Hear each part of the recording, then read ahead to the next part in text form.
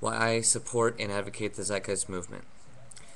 Simply put, because we live currently in a state of fear in many cases and on many levels.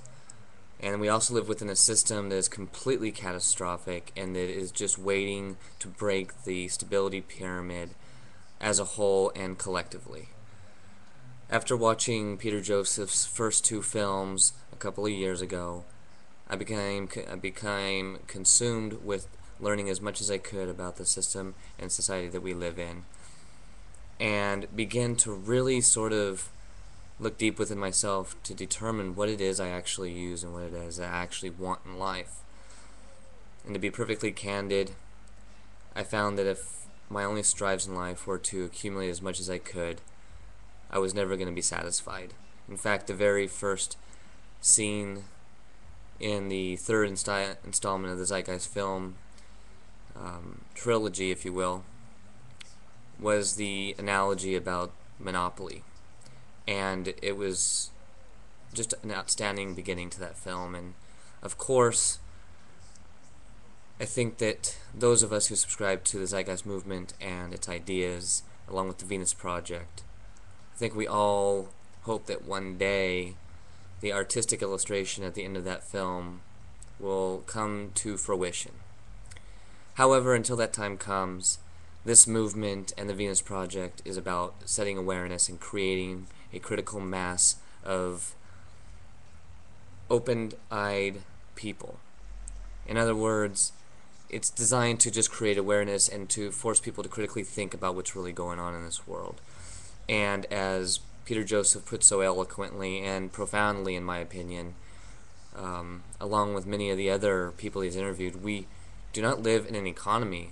It is actually an anti-economy. And when you watch the third film, you get this really just laid out right in front of you. And what's interesting is that I've now begun to build a portfolio of information to be able to bring with me to people that are close to me that think that we are complete lunatics and conspiracy theorists with no information to back up what we say is obviously true. So I am just attempting in my small way to create awareness, create discussions, and just try to open up a critical thinking pathway in just everyday conversations. And that's all we can really do until a critical mass is formed and until we can present ourselves and present the ideas in a way that people will accept, or until the unfortunate collapse of everything around us happens and we begin to rip each other apart, hopefully on a path to recreating a more systematic way of controlling our resources and actually managing our resources. I don't like to use the word control simply because it's an illusion, but if we could resource manage the globe and not try to hoard it, and not give it to the people that have control via money, then we'll live in a much better society. The intrinsic value that money creates is absolute greed and controlled restriction, as Peter Joseph puts it.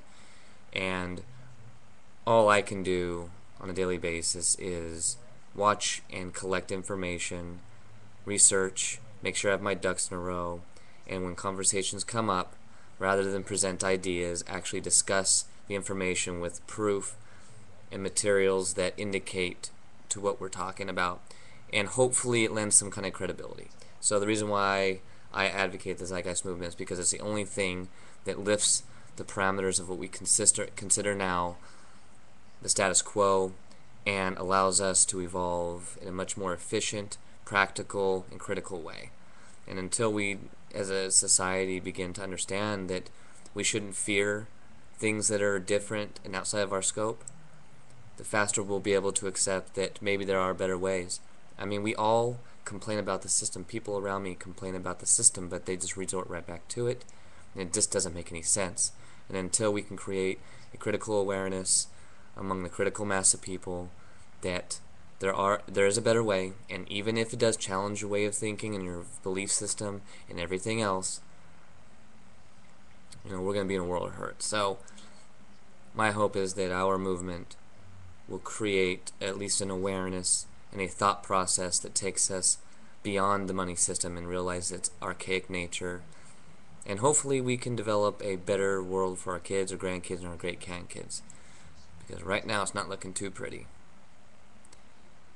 In any case, just wanted to thank Peter Joseph for creating the films for our not only the information but also the artistic way that you do it, so that it provides us a reason to stay seated down and listening to the information.